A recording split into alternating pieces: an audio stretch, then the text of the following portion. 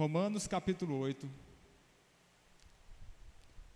Nós vamos ver hoje a última parte da série de mensagens sobre o testemunho do Espírito Santo. Então nós vamos ver novamente Romanos capítulo 8, versículo 16. Essa é a terceira mensagem nesse versículo. Nós já vimos alguns pontos importantes sobre esse texto, pessoal, e eu já estava com vontade de passar para o próximo versículo, mas pedindo ao Senhor discernimento, tem tantas questões que precisam ficar muito claras para os irmãos, que eu resolvi finalizar esse versículo com a mensagem de hoje sobre o testemunho do Espírito. Mais um aspecto sobre esse testemunho, que é tão fundamental para o cotidiano da nossa fé. Romanos capítulo 8, versículo 16, a Bíblia diz o seguinte: o próprio Espírito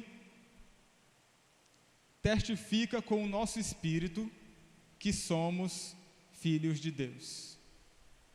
Só esse versículo. Você pode fechar os teus olhos e orar ao Senhor? Pai Celestial, eu te peço que o Senhor esteja direcionando esse momento mais uma vez, tal como o Senhor já dirigiu esse momento do louvor ao Senhor. Obrigado pela alegria que nós temos de poder cultuar a Ti, glorificar o Teu santo nome e saber que o Senhor é o nosso Deus. Deus, que essa palavra fique guardada em cada coração e que cada irmão se sinta fortalecido no Teu poder. Essa é a minha oração que fazemos como igreja, em nome de Jesus. Amém. Meus irmãos, nós já vimos nas mensagens anteriores, quem acompanhou as duas últimas mensagens sobre o testemunho do Espírito, né? Nós já vimos nas mensagens anteriores que a Bíblia fala que o Espírito testifica com o nosso espírito que somos filhos de Deus, né? Por um lado tem o testemunho do nosso espírito. Nós já sabemos o que aconteceu conosco. Nós já sabemos a mudança que houve dentro de nós. Toda pessoa que se encontrou com o Senhor, ela sabe no seu interior que ela não é mais a mesma pessoa. Tem novos desejos, novos pensamentos, seu coração arde por outras coisas, não é mais pelo pecado como era no passado.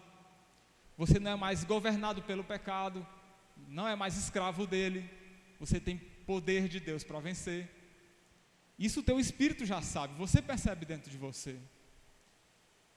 A Bíblia está dizendo de que além desse testemunho interior, que nós sabemos do que aconteceu conosco, existe o testemunho do Espírito.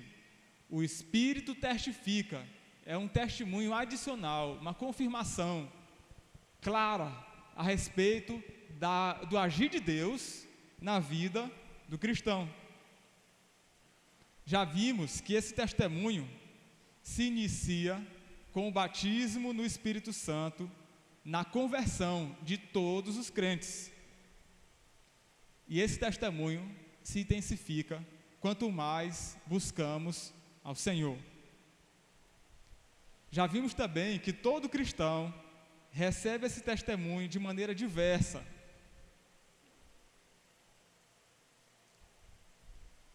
Com manifestações únicas, inconfundíveis de espiritualidade.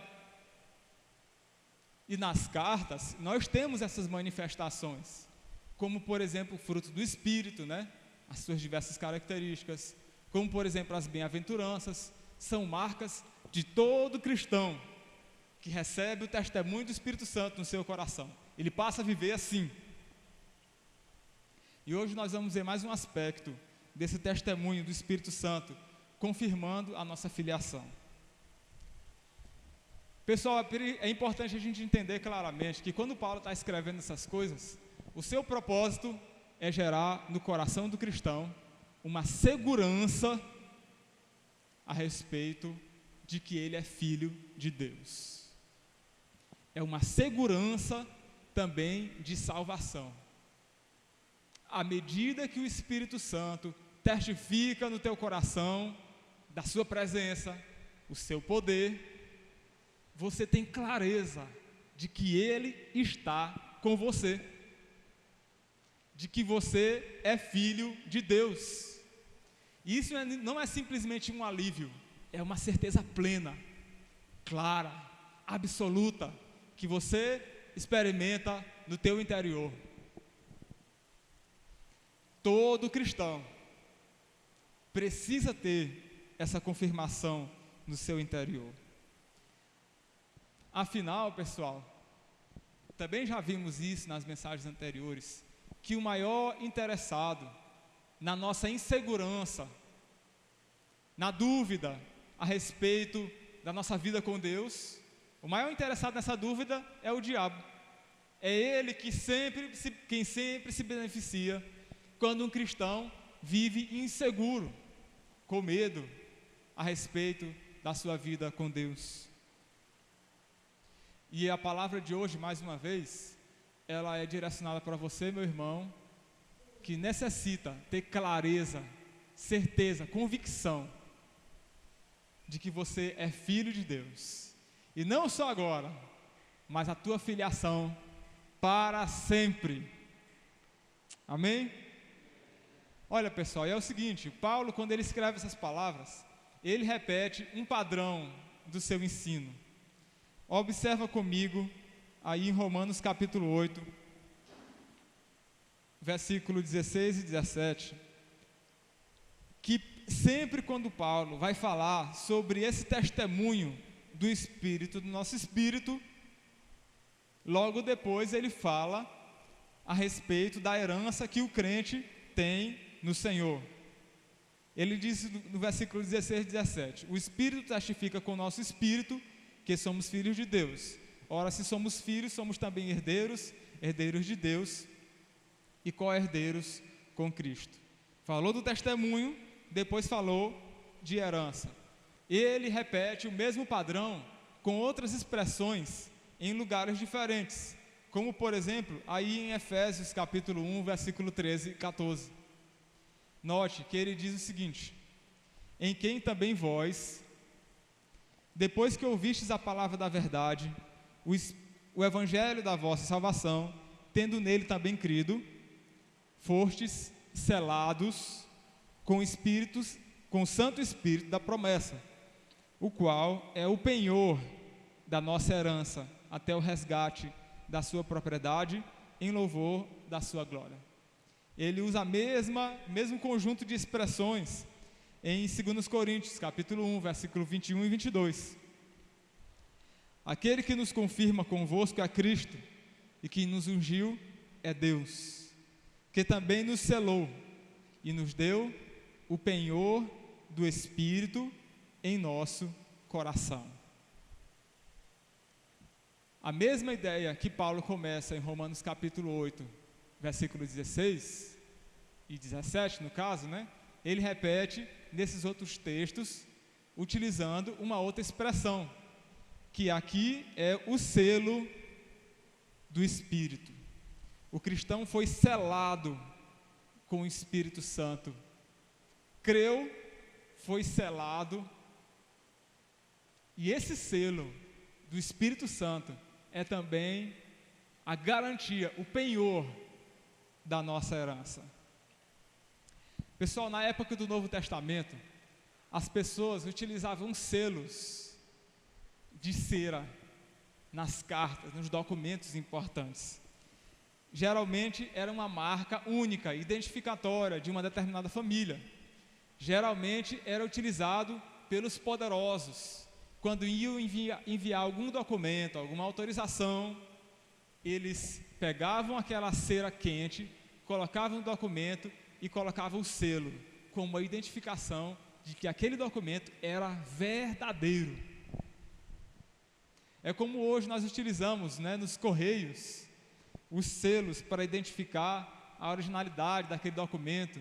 Ou quando você compra algum produto e ele vem selado, porque se alguém abrir, já sabe que abriu, já não é mais a original, já foi adulterado, né? Então, os poderosos da época do Novo Testamento utilizavam esse selo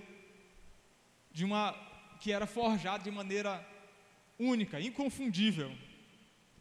E se alguém ousasse plagiar esse selo, era punido severamente, às vezes até com a morte. Numa série chamada Roma, que conta a história como que as legiões do exército romano conquistaram o mundo conhecido, né? Tem uma cena que é interessante. Um comandante de uma legião, ele está levando uma carta do próprio imperador, com o selo do imperador nas mãos, né, na carta. E de repente, quando a guarnição do local onde ele estava chegando avista aquele homem, eles param aquele comandante, perguntam quem ele é, em nome de quem ele veio. Ele diz: eu venho em nome de Caio Júlio César. Aí ele mostrou o selo, o pessoal confirmou que era o verdadeiro, e imediatamente deixaram aquele homem passar. A ideia que a Bíblia está utilizando aqui é de que Deus selou todos os cristãos verdadeiros com a marca inconfundível do Espírito Santo. E Ele dá a todos os seus filhos esse testemunho. É como a Bíblia diz aqui em Efésios capítulo 1, versículo 13 e 14. Nos selou, tendo nele também crido, fostes selados com o Espírito Santo da promessa, o qual é o penhor da nossa herança até o resgate da sua propriedade em louvor da sua glória. Olha, pessoal, é importante a gente fazer mais uma vez uma distinção, porque esses textos e essas expressões, elas costumam ser razão de conflitos doutrinários. E eu quero que os irmãos tenham clareza a respeito da nossa posição como batistas, não simplesmente por sermos batistas, mas por compreendermos que essa é uma maneira mais clara, equilibrada de interpretar a palavra de Deus. As igrejas pentecostais, os nossos irmãos pentecostais, eles entendem que primeiro a pessoa crê, depois é selada. Primeiro a pessoa crê, depois recebe o testemunho do Espírito, como algo distinto da conversão, como uma manifestação que é externa, evidenciada pelo dom de línguas. Eles entendem que o selo do Espírito Santo, o batismo no Espírito Santo, é isso, separado da conversão, o selo no Espírito. E quando a gente fala sobre essas coisas aqui, pessoal, mais uma vez eu quero lembrar que a gente não está querendo criar conflito doutrinário, especialmente para as pessoas que estão nos assistindo aqui.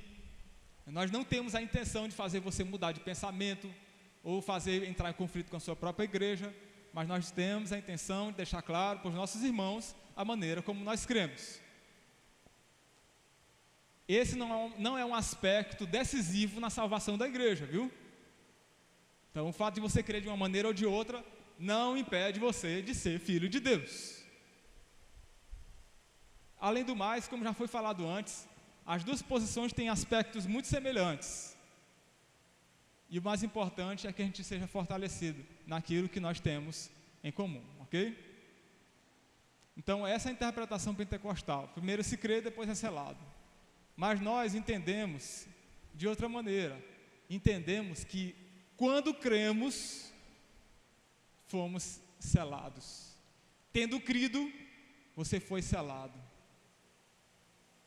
Tendo crido, você foi batizado no Espírito Santo. Tendo crido, você recebeu o testemunho do Espírito Santo. Como os irmãos já estão percebendo que a mesma expressão que Paulo utiliza, é importante perceber que logo depois dele ter dito que nós recebemos o selo do Espírito, ele diz que esse mesmo Espírito que nós recebemos como selo é o penhor da nossa herança. Ou seja, se nós fôssemos entender que somente alguns cristãos recebem esse selo do Espírito depois da sua conversão, então implicaria que somente essas pessoas, alguns cristãos, também teriam o penhor da herança, o que não é concebível na Bíblia. A ideia da Bíblia é de que todo cristão tem essa garantia da herança no céu com Deus. Nesse sentido, quando você creu, foi selado com o Espírito Santo, recebeu esse testemunho no seu coração. Afinal, ninguém se converte sem que o Senhor ilumine o seu entendimento e testifique no seu coração a respeito dessa verdade. Esse mesmo Espírito também é a garantia de que você é filho de Deus e tem parte na herança no céu com o Senhor. Esse selo no teu coração é uma demonstração de que você é propriedade particular do Senhor Jesus. É como um documento que era entregue para um destinatário. No meio do caminho, se ele fosse retirado o selo, aquela pessoa era punida severamente. Ela tinha que receber o selo, o documento, né? E chegar no destinatário de maneira intacta. A ideia da Bíblia, meus irmãos, é que Deus selou a vida de todo cristão verdadeiro. E ninguém remove esse selo de nossas vidas.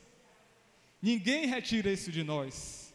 Esse selo só será aberto em um dia. É como a palavra de Deus expressa muito bem. Não entristeçais o Espírito Santo de Deus, no qual fostes selados. Para que dia, pessoal? Para o dia da redenção.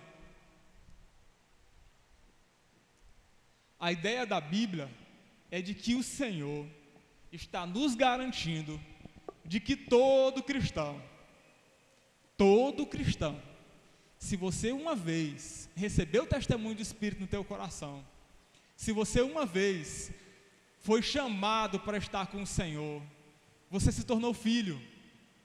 Essa é a tua condição, agora e para sempre, até o dia do Senhor Jesus. Você foi selado, ninguém tem autoridade para retirar esse selo, a não ser o Senhor, no dia que você chegar no teu destino final, a glória com o Senhor Jesus.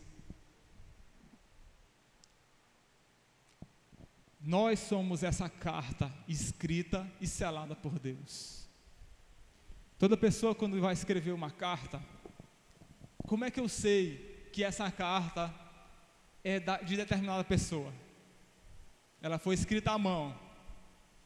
Eu sei que é de determinada pessoa porque eu conheço a letra, eu conheço a maneira dela se expressar comigo, eu conheço as expressões que ela utiliza.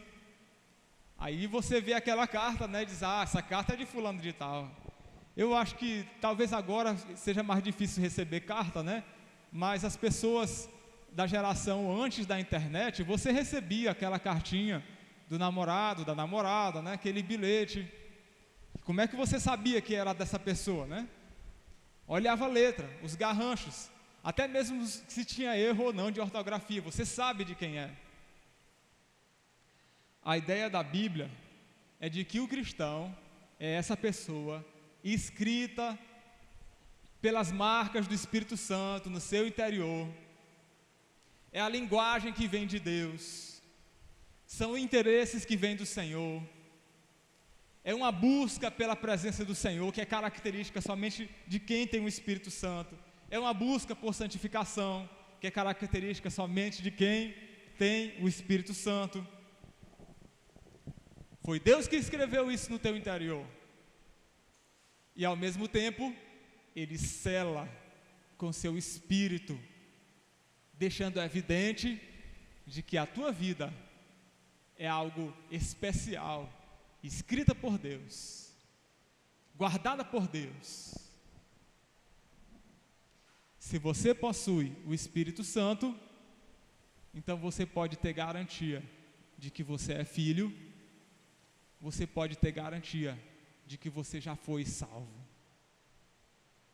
Amém, pessoal?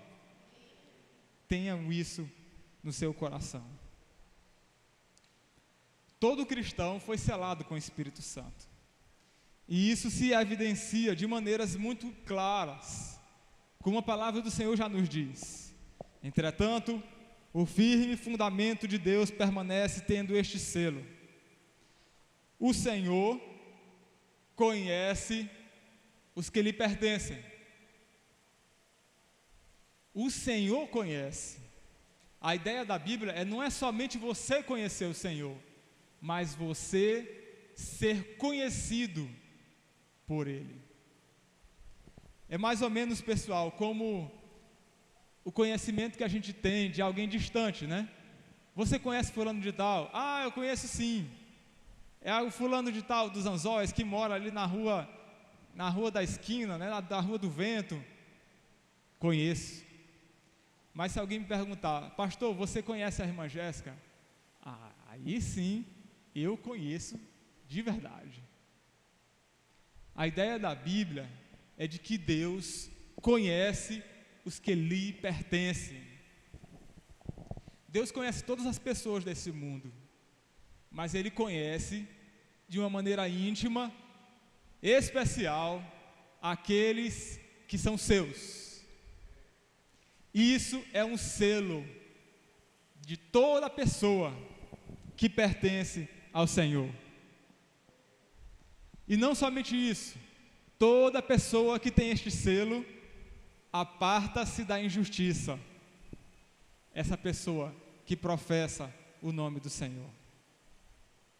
Amém, pessoal? Essa é uma marca da tua vida. Deus já fez isso no teu coração. Você pode ter convicção de que você é filho. Você pode ter convicção de que você é salvo. Dizendo essas palavras, algumas pessoas até se assustam, porque elas pensam o seguinte: pastor, o senhor não acha que seria muita presunção alguém dizer essas palavras de que é filho, de que é salvo? Meus irmãos, nós não estamos tirando palavras do vento. Nós estamos demonstrando o que a própria palavra de Deus nos diz a respeito da condição de todo cristão. Esse é um relacionamento especial que todo cristão pode ter com o Senhor. É a marca de todos e não somente de alguns. Mas o que faz as pessoas quererem separar, por exemplo, até mesmo no meio da igreja, entre aqueles que são batizados no Espírito Santo e aqueles que não são? Aqueles que têm o selo do Espírito, aqueles que não têm. Aqueles que são carnais, aqueles que são espirituais. Meus irmãos, você que está acompanhando com a gente desde o início da carta de Romanos, já deve ficar muito claro para você, primeiro, de que não existe crente carnal. Você não está mais nessa condição. O teu velho homem, ele morreu com Jesus. Você já não é mais carnal, não funciona mais da mesma maneira. Você é espiritual. Mesmo que tenha suas dificuldades, mas você entende as coisas espirituais. Entende inclusive quando está distante e precisa voltar. Os irmãos que estão acompanhando desde o início, nós já estamos vendo que todo cristão recebeu o Espírito Santo, foi batizado no Espírito Santo, se uniu com o Senhor, como nós vimos, por exemplo, em Romanos capítulo 5. Tudo aquilo que aconteceu com Jesus espiritualmente diz respeito a você também. Cristo morreu, você morreu também. Cristo foi ressuscitado, você foi ressuscitado também. Cristo está sentado à direita com Deus, você também está sentado. Tudo aquilo que diz respeito a Jesus diz respeito a você também. Você recebeu o Espírito Santo, Jesus mora em você. Isso é inconfundível, é a marca do cristão. Todo cristão é batizado no Espírito Santo. Ninguém é cristão sem esse batismo. Todo cristão é espiritual. Ninguém é cristão enquanto vive na velha vida. Então, por que as pessoas, por vezes, querem separar a igreja em categorias? Primeiro, por conta de uma maneira inadequada de lutar contra o pecado no meio da igreja. Toda pessoa deseja ver uma igreja santa, separada para Deus. Nós ficamos chateados se, por exemplo, alguém que se diz cristão fica dando mau testemunho, manchando o nome de Deus e do Evangelho. E às vezes, pessoal, o pecado no meio da igreja é como uma poeira grossa que impede de você ver o selo do Espírito Santo.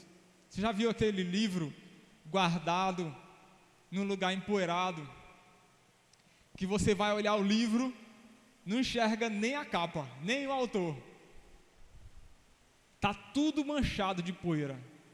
É muito difícil você saber que esse livro é de um autor fulano de tal. É uma pena que algumas pessoas têm um livro dessa maneira, a sua própria Bíblia. Às vezes fica difícil saber que aquilo é uma Bíblia, de tão empoeirada que está. E às vezes a pessoa, por conta do pecado, é difícil enxergar o selo do Espírito na vida desse cristão. É como uma cera de ouvido. Quando alguém está com muita cera, fica com dificuldade de ouvir. Da mesma maneira, o pecado é como essa cera, que por vezes impede o cristão de ouvir, de perceber o testemunho do Espírito falando ao seu coração. Antigamente o Espírito Santo testemunhava no seu coração de maneira tão clara, evidente. Aí a pessoa foi mergulhando no pecado, se distanciando, esfriando na fé, a ponto de que aquele chamado de Deus, aquela clareza da presença do Senhor, ele já não percebe. É como um acontecimento ruim, que entristece o Espírito Santo, com o qual nós fomos selados. A pessoa já não percebe a mesma alegria do Espírito Santo no seu interior. E por vezes, quando nós vemos o pecado no meio da igreja, nós queremos separar como que houvesse os crentes carnais e os espirituais, batizados e não batizados. Enquanto que, pessoal, todo cristão verdadeiro, ele tem no seu interior um desejo de vencer o pecado, de abandonar o pecado, de viver em santidade. Ele olha para o pecado dentro dele mesmo e vê isso como algo terrível, como algo sujo. Alguém que vive no pecado e nem se incomoda com essa condição, na verdade, não é cristão. Essa pessoa que vive no pecado, não se incomoda com o pecado, não tem o testemunho do Espírito no seu coração. Porque se tivesse, ela estaria em guerra interior, como um incômodo, na clareza de que algo não está certo, de que ele não está no lugar certo, de que ele precisa voltar, precisa se consertar, precisa se arrepender. O cristão, mesmo quando está no pecado, ele não consegue viver mais no pecado de uma maneira cômoda, agradável, como era na velha vida. A segunda razão pela qual as pessoas às vezes têm a necessidade de separar a igreja em categorias, né? Uma necessidade errônea, né? É uma falsa compreensão do Evangelho, é por conta da frieza espiritual. Ser frio na fé, pessoal, também é pecado. Se eu estou frio na minha fé, eu estou pecando contra o Espírito Santo que habita dentro de mim. Não entristeça o Espírito Santo com o qual você foi selado. O Espírito Santo mora dentro de você, é uma pessoa, é sensível. Viver na frieza espiritual é uma falta de zelo com a presença do Espírito Santo. E por vezes, a gente vê a igreja, parte dela, né, fria espiritualmente, sem ânimo de servir o Senhor, sem alegria na comunhão com a igreja, e naquela nossa necessidade de ver a igreja retomando Obrigado, meu irmão. De ver a igreja retomando o fervor, as pessoas acabam separando a igreja em categorias. Mas eu digo para os irmãos, se alguém não demonstra qualquer interesse em momento algum pelas coisas de Deus, essa pessoa, na verdade, não é cristã. Não tem o testemunho do Espírito Santo. O crente verdadeiro, mesmo quando ele está caído no pecado, de uma maneira miserável, mas ainda assim, no seu coração, ele tem saudade da presença poderosa do Espírito Santo no seu íntimo. Ele tem saudade do seu coração ardendo no seu interior pela presença de Deus. Ele tem saudade de ser usado por Deus e ele clama ao Senhor para que o tire daquela condição. Esse é o cristão. É alguém que não consegue mais conviver com o pecado e não consegue mais conviver com a frieza como que fosse uma condição normal de sua vida. E o problema, pessoal, é que por vezes a má compreensão a respeito de que o Evangelho faz na vida de alguém provoca extremos na vida da igreja. Como pastor de vocês, eu noto quando alguém fica frio na fé, distante.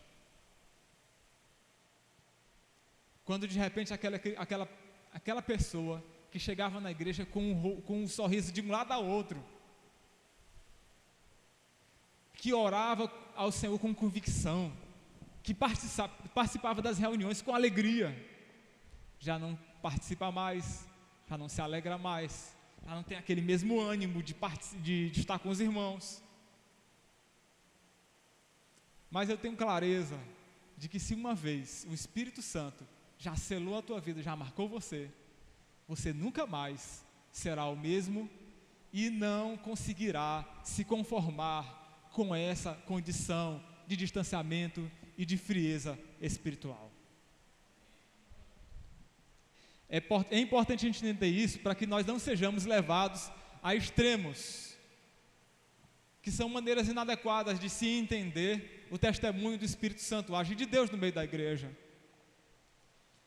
O primeiro extremo, pessoal, é a ideia de que nós, a ideia das pessoas de viverem de uma maneira meramente racional o Evangelho.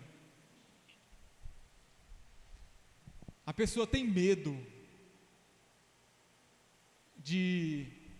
do que o agir do Espírito Santo pode causar na sua vida, né? Tem medo de ser radical, tem medo de ser considerado fanático e acaba vivendo a vida cristã de uma maneira meramente racional. Às vezes a pessoa faz isso como uma reação, especialmente quando nós, por exemplo, batistas, né, nós vemos alguns exageros que outras pessoas cometem em nome do Espírito Santo, né? Ações às vezes imaturas, equívocos doutrinários, ou às vezes a pessoa se afoba, né, se empolga e fala coisas que a palavra de Deus não fala, vai além da palavra do Senhor, e às vezes a gente, com esse medo de ser radical ou de ser considerado fanático, acaba se refugiando no mero intelectualismo. Às vezes até por medo do engano das nossas próprias emoções. Pessoal, a verdadeira espiritualidade, ela é sempre guiada por confirmações claras da palavra de Deus. Através da palavra, o Senhor utiliza as circunstâncias para te trazer à tona aquilo que o Senhor Deus já disse. Através de alguém, através da igreja, através de um pregador. Mas sempre o Espírito Santo, Ele age baseado na sua palavra, isso é verdade. Mas ao mesmo tempo, o Espírito Santo, quando age na nossa vida, ele não age simplesmente na nossa razão, mas ele age também no nosso coração. Ele mexe com as nossas emoções.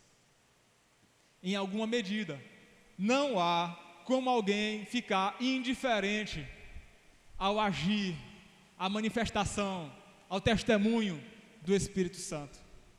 Todas as pessoas que experimentaram o agir de Deus na sua vida também foram movidas em alguma medida nas suas emoções.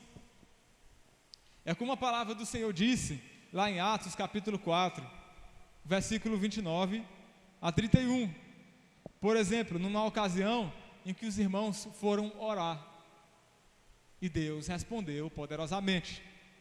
A Bíblia disse: agora, Senhor, a oração deles, olha para as suas ameaças, concede aos teus servos que anunciem com toda intrepidez a tua palavra, enquanto estendes a mão para fazer curas, sinais e prodígios, por intermédio do nome do teu santo servo, Jesus. Tendo eles orado, tremeu o lugar onde estavam reunidos. Todos ficaram cheios do Espírito Santo e com intrepidez anunciavam a palavra de Deus. Olha só, pessoal, as marcas externas do que aconteceu com eles, pode ser que Deus faça de outra maneira na sua vida, ou até mesmo não faça, né? Por exemplo, eu sei que nós já oramos com poder aqui, mas sejamos bem sinceros, pessoal, nem sempre o Senhor faz o chão tremer. Isso não precisa acontecer em toda manifestação do Espírito, mas as marcas interiores no coração do cristão acontecem todas as vezes que o Espírito Santo se manifesta na vida do cristão. Todo cristão, quando o Espírito Santo testemunha no seu coração a respeito de uma verdade, você recebe isso como uma alegria diferenciada.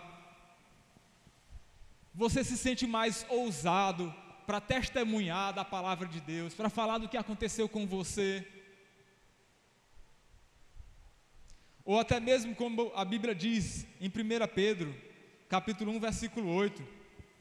Olha só as marcas da vida plena no Espírito Santo, a quem não havendo visto há mais, no qual não vendo agora, mas crendo, exultais com alegria indizível e cheia de glória. Irmãos, olha o tipo de alegria que a Bíblia está descrevendo. É uma alegria indizível, que você não consegue expressar com palavras. É uma alegria que enche a tua vida, que faz você se sentir fortalecido, que faz você perceber a glória de Deus na tua vida, ao teu redor, o Senhor estando contigo. Isso é emoção, pessoal. Ninguém recebe essas manifestações interiores do Espírito Santo sem que o Senhor mexa com as nossas emoções. Aí você deve perguntar, analisar você mesmo: a minha alegria é esse tipo de alegria que a Bíblia está descrevendo aqui? É uma alegria indizível, cheia de glória, né? A ponto de eu glorificar o Senhor, exaltar o Senhor. Porque se não for, é um sinal de que eu preciso buscar o Senhor. Mas todo cristão, em alguma medida, já experimentou isso no seu coração. Eu me lembro do testemunho do pastor Francisco. É o meu pai, pastor da primeira igreja batista de Barcabal. Eu me lembro de quando ele falava do testemunho dele, assim quando ele, prestes a se converter, sentado embaixo de uma caixa d'água, lendo a Bíblia, ele disse que o meu pai é um homem durão, viu, pessoal? É um homem duro, ele não costuma ser muito emotivo. Mas naquele dia, ele disse que sentado embaixo de uma caixa d'água, lendo a Bíblia, ele só percebeu que a Bíblia estava sendo molhada com as suas lágrimas. Aquilo marcou a vida dele. Mas é um choro de alegria. Um choro resultante da clareza da presença de Deus. Eu quero dizer para os irmãos, nós não devemos nos contentar com nada que seja abaixo disso que Deus fornece para todo cristão. Uma alegria indizível. É como a palavra do Senhor também diz, em Efésios capítulo 3, versículo 16. Olha a maneira como o Espírito Santo testifica do coração do cristão. Para que, segundo a riqueza da sua glória, vos conceda que sejais fortalecidos em poder, mediante o seu Espírito, no homem interior. Em algumas linguagens tem dizendo no íntimo do seu ser. Olha as palavras que a Bíblia usa: fortalecidos em poder, no íntimo do seu ser. Pessoal, isso aqui é uma manifestação, é um testemunho claro do Espírito Santo na vida de todo cristão.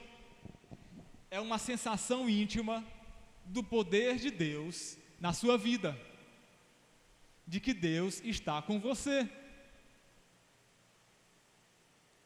Por vezes os crentes não são fortalecidos no seu íntimo porque não buscam o Senhor.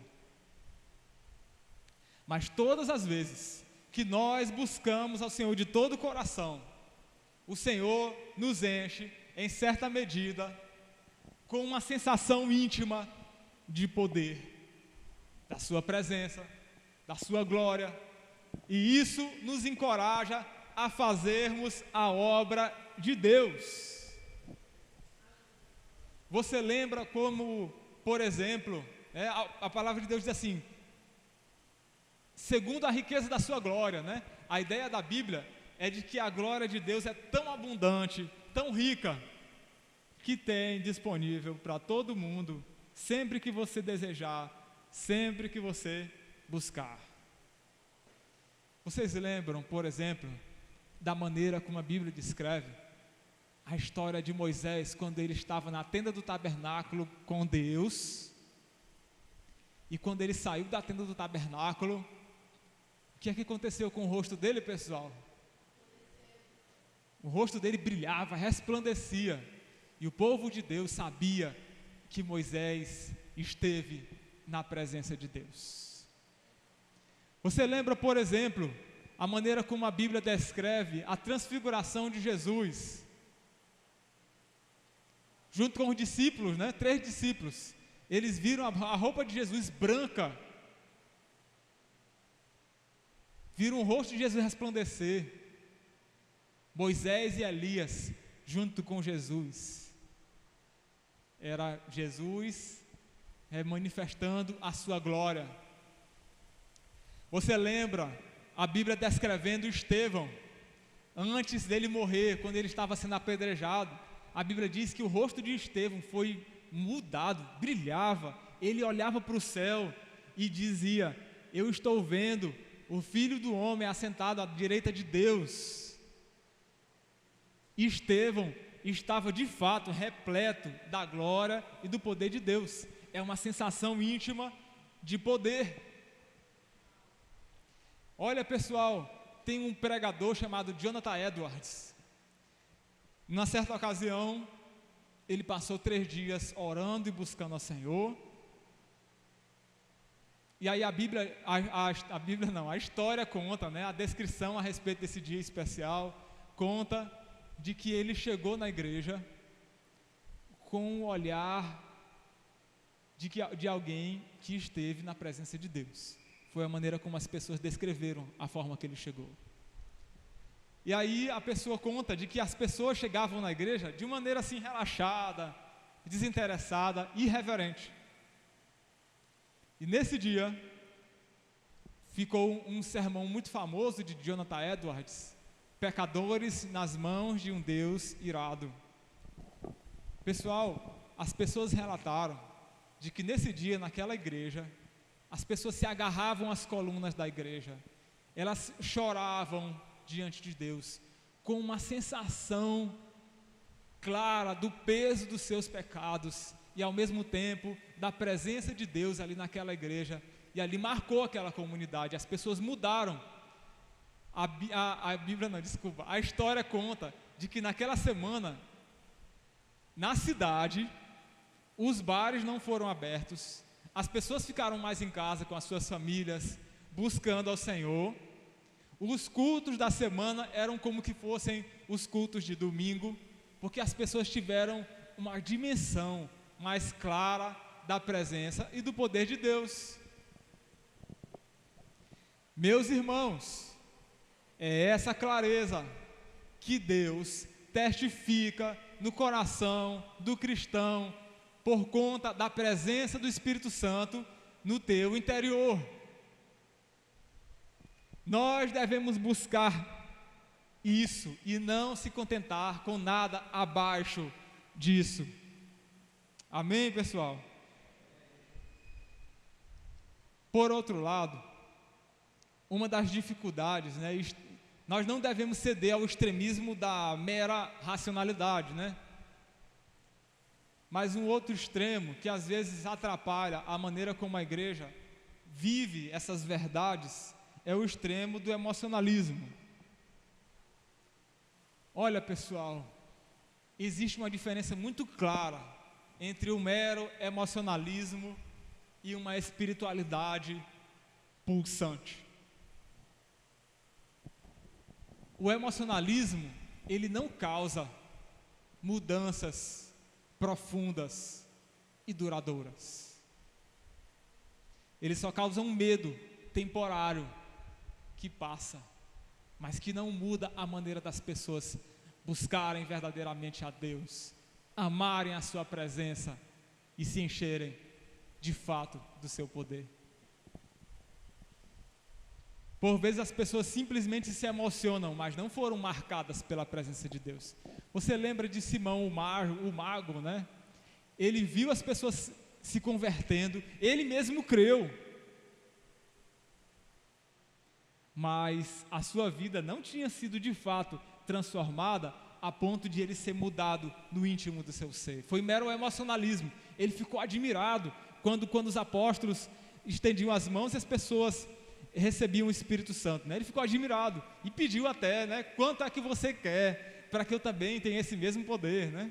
Ficou meramente admirado. Eu já falei na mensagem anterior, pessoal, e quero repetir para todos os irmãos. A pessoa pode rodopiar, pode chorar, mas se no seu coração, se na sua família, ela não trata bem o marido, a mulher, essa pessoa não está movida pelo Espírito Santo, é mero emocionalismo. Se a pessoa, ela pode cair no chão, ela pode rodopiar, pode chorar, mas se ela não é motivada a perdoar as pessoas que lhe ofenderam, isso não é marca do Espírito Santo, é mero emocionalismo. Eu já vi isso acontecer. Eu me lembro de uma certa ocasião, liderando uma célula, fomos participar de um evento, né? Nessa época eu frequentava uma determinada igreja e me lembro de que eu vi os membros da minha célula indo lá para frente, né, para receber a oração do pastor. Eu fiquei feliz de eles estarem lá na frente, porque eu sabia a condição espiritual deles, sabia que eles estavam brigados. Olha, pessoal, naquela época era mais ou menos assim: quando a célula acontecia na casa de um, o outro vizinho da frente não ia. Quando a célula acontecia na casa do vizinho da frente, o outro não ia. Depois eu fui descobrir, estavam brigados. Mas nesse dia eles foram lá na frente para receber a oração. E eu fiquei feliz, naquela expectativa de que Deus iria mudar os seus corações. E lá o pessoal se emocionou, chorou e tudo mais, né? Cara, se empolgaram mesmo, né? E eu fiquei assim olhando aquilo ali, glória a Deus, aleluia. E aí eu fiquei naquela expectativa, agora sim, a célula essa semana vai ser maravilhosa. Não apareceu nenhum, nem outro. Eu fiquei me perguntando, que manifestação espiritual é essa, que as pessoas não se sentem motivadas a buscar o Senhor e participar da sua obra aqui na terra? Isso é mero emocionalismo.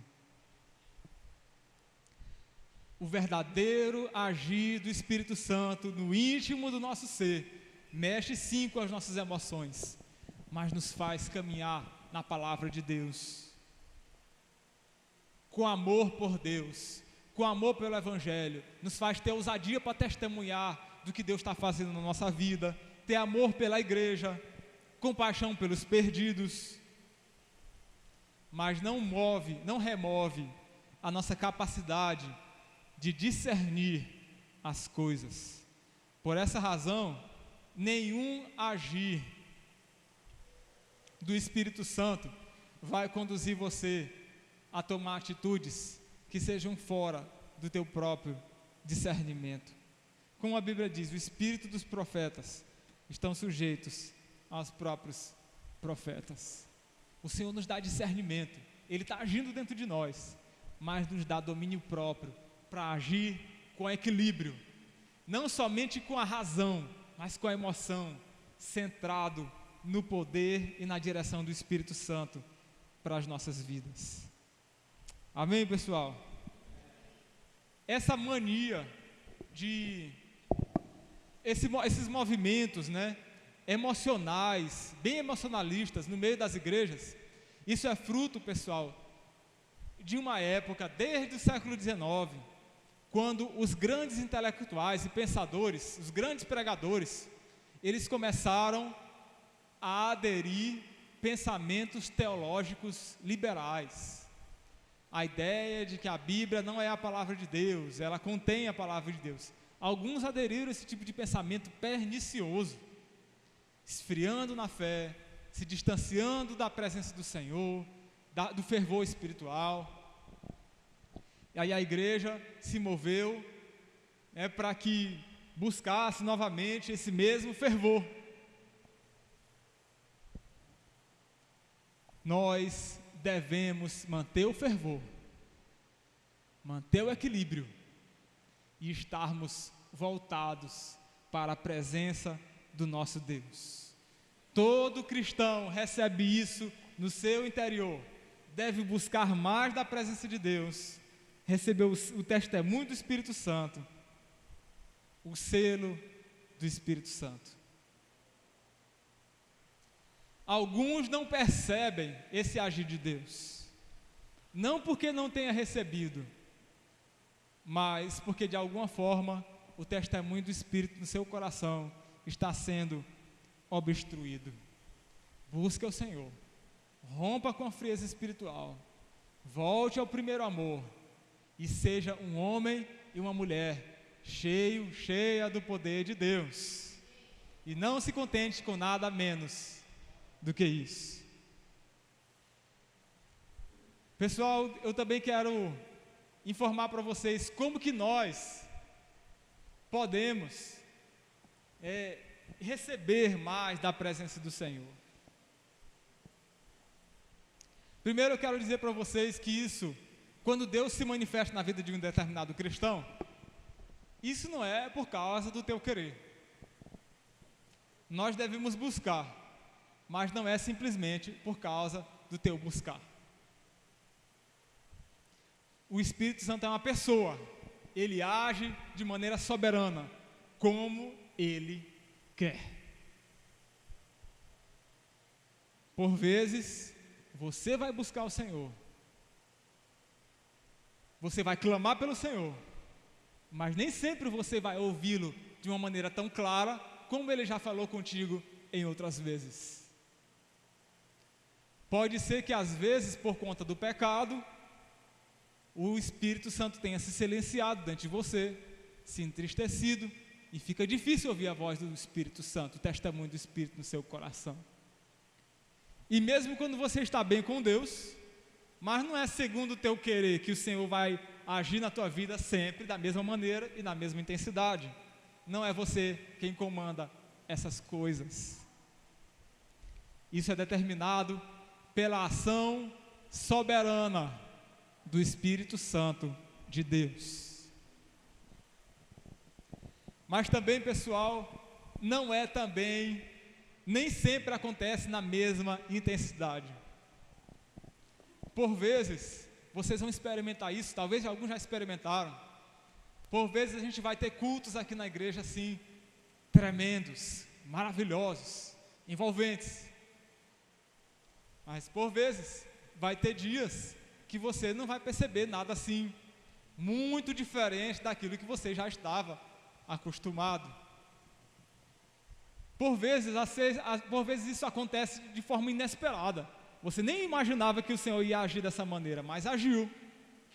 E por vezes, quando você esperava que Deus iria agir, não agiu. Essas coisas estão ocultas no coração de Deus, a maneira como Ele age dessa forma ou de outra. Isso é como uma festa que Deus prepara. Nem todo dia a festa acontece, né? Às vezes a gente come no nosso dia a dia, né, o arroz com ovo e feijão. Isso está nos nutrindo, é maravilhoso. Graças a Deus por isso. Mas tem dias, pessoal, que o Espírito Santo prepara um banquete espiritual para nós como igreja. E isso é recebido pela igreja de uma maneira tão especial, tão agradável. É o mesmo Espírito, é o mesmo Deus. Ele continua conosco, morando no nosso interior. Fomos selados por Ele. Mas Ele se manifesta de uma maneira soberana, segundo a vontade do Espírito Santo em nossas vidas.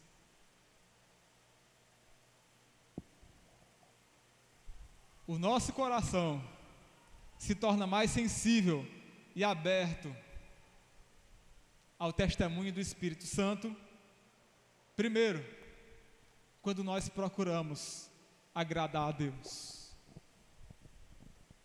Nenhum de nós vai receber testemunhos e manifestações do Espírito Santo no seu interior se você continua querendo agradar o mundo e o diabo.